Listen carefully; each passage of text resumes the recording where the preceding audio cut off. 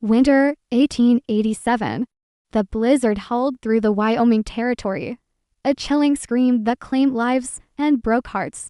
In the desolate Cheyenne train station, a woman sat frozen on a bench, her breath a ghostly cloud in the frigid air.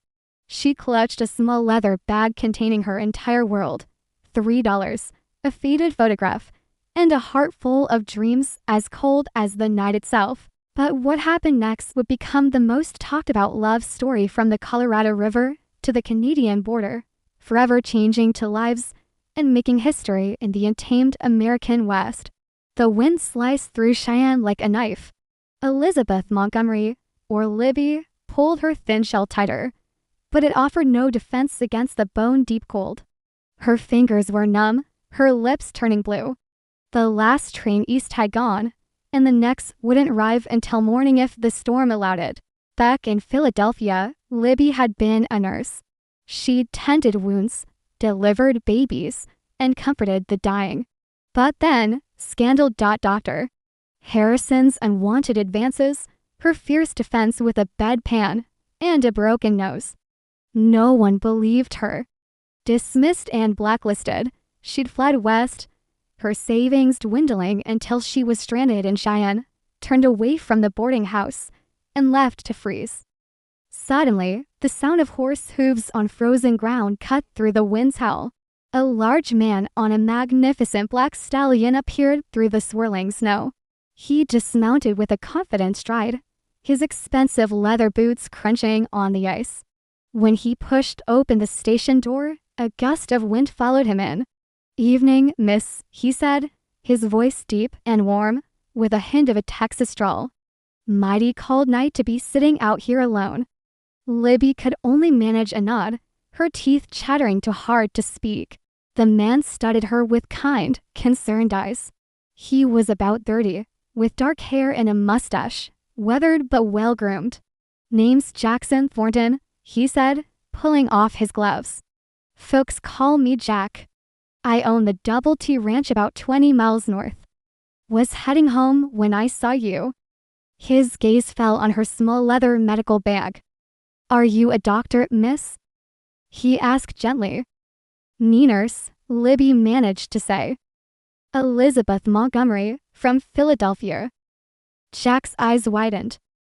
A trained nurse in Wyoming was rarer than gold. "Miss Montgomery, you're going to freeze if you stay here," he said, his voice firm with concern. "Please, let me take you somewhere warm." Weariness battled with desperation in Libby's heart. She'd learned not to trust men easily. But there was a gentleness about this Jack Thornton. "I don't have money for a hotel," she whispered. "That's not your concern right now," Jack said. He shrugged off his heavy coat and wrapped it around her shoulders. The warmth, carrying his scent of leather and pine, was a shock of relief. "Can you walk?" he asked. Libby tried, but her legs were too stiff. Without a word, Jack scooped her into his arms, medical bag and all. "The hotel's just across the street," he said, carrying her towards the door. "We'll get you warmed up and fed." As they stepped into the storm, Libby found herself pressed against his strong chest. For the first time in months, she felt a flicker of safety. She didn't know this man, but somehow she trusted him.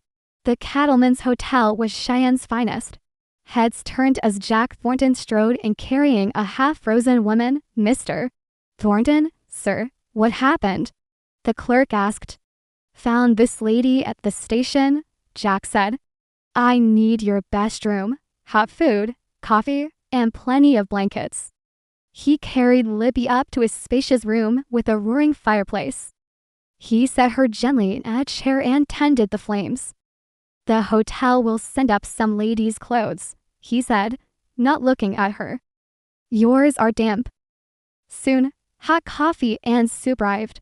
As Libby sipped the coffee, feeling life return to her limbs, she remarked, "You seem to know something about medicine yourself." Jack smiled. "You learn a few things running a ranch. Men get hurt, and the nearest doctor is 100 miles away." He then asked what brought her west. Libby, looking into his honest eyes, told him everything: the hospital, the doctor, the bedpan. She saw anger flash in his eyes. He forced himself on you?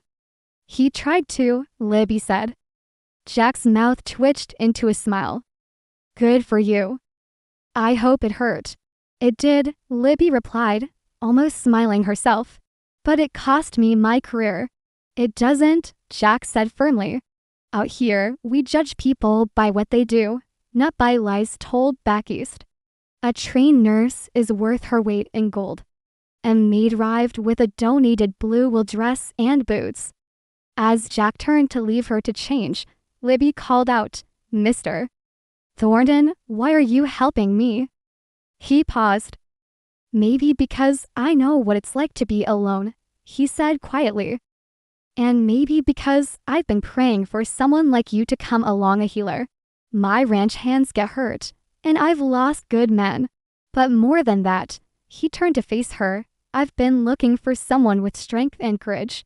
He left, and Libby stared at the closed door, a spark of hope igniting within her. Libby woke to sunlight streaming through the window. The storm had passed. When she opened her door, Jack was there with a breakfast tray. Morning, he said, his smile making her heart skip. I was hoping we might talk about your plans. As she ate, Libby admitted she had none beyond finding work in a mining camp. Those are rough places for a woman alone, Jack cautioned. But there might be another option. My ranch, the Double T, has 60 men year-round. They get hurt regular. He looked at her directly. I'm offering you a position as the ranch's nurse. Good pay, your own cabin, all the supplies you need. It sounded too good to be true. What would you expect in return? Honest work for honest pay, he said. Nothing more. His eyes met hers. If something personal were to develop between us, it would be because we both wanted it, not because you felt obligated. She searched his face for any hint of deception, but found only honesty. What aren't you telling me? She asked. Jack smiled, smart. The truth is, the ranch is isolated. The winters are hard. You'd be the only woman there besides Cookie's wife, Martha. It can be lonely. I've been lonely in cities full of people, Libby said. There's something else, Jack added. My family has money. Some people might say you're trying to catch a wealthy husband. Libby's chin lifted. Let them say what they want. I know my own heart. I believe you do, Jack said softly. Finally, Libby spoke. When would you want me to start? Jack's face lit up. Does that mean you'll take the position? It means I'll try it, Libby said. Fair enough, Jack said, extending his hand. Welcome to the Double T, Nurse Montgomery. As they shook, a spark passed between them. For the first time in a long time, Libby looked forward to the future. The 3-hour ride to the Double T ranch was breathtaking. Jack had bought her a warm coat and boots in Cheyenne, calling it an advance on her salary. As they crested a hill, he said with pride, there she is. Below, the ranch sprawled across a valley like a small town. A large main house, a bunkhouse, stables, and smoke curling from chimneys. It was beautiful. As they rode in, men emerged to greet them. Boys, Jack called out. Meet Miss Elizabeth Montgomery. She's our new nurse. A cheer went up from the cowboys. The foreman, a grizzled man named Tom, welcomed her warmly. Jack led her to a small, well-built cabin 50 yards from the main house. Inside, a fire was already lit. It was simple, comfortable, and perfect. There's one more thing, Jack said, opening a door she hadn't noticed. It revealed a fully equipped medical office, with an examination table, cabinets of supplies, and surgical instruments better than some hospitals she'd seen. This wasn't just a job, it was a new beginning. In the heart of the Wyoming wilds, surrounded by snow and strangers, Libby Montgomery finally felt like she was home. Thank you for watching. If you enjoyed this story of courage and new beginnings, don't forget to like this video and subscribe for more tales from the American West. We'll see you next time.